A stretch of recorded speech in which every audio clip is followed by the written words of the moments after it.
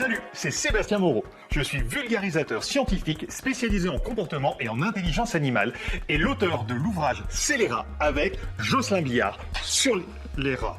Le livre n'est pas encore sorti du coup. Les rongeurs sont omniprésents dans les laboratoires. Dès qu'il s'agit d'étudier la dépression et les médicaments pour la traiter, les rats et les souris ne sont jamais très loin. Et c'est pas pour rien.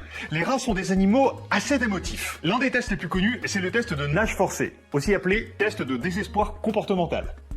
Oui, ça en dit long. En gros, vous mettez un rat ou une souris dans une cuve pleine d'eau dont ils ne peuvent pas s'échapper et vous mesurez quand est-ce que l'animal cesse de lutter et se limite aux mouvements nécessaires pour maintenir la tête hors de l'eau. Ensuite, selon les médicaments qu'on leur donne, on regarde si ça augmente leur motivation et leur persévérance à s'échapper. Ce test est critiqué de tous les côtés.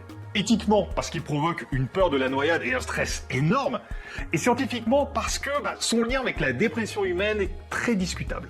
Et en plus, on sait même pas vraiment pourquoi les rats arrêtent de se débattre. Il pourrait y avoir plein d'autres raisons que simplement le désespoir. Tout ça alors qu'on sait que les rats sont des animaux très sociaux, empathiques, joueurs, intelligents et dotés d'un monde intérieur bien plus riche que ce qu'on a longtemps pensé. Et donc là, on leur fait passer des tests de désespoir.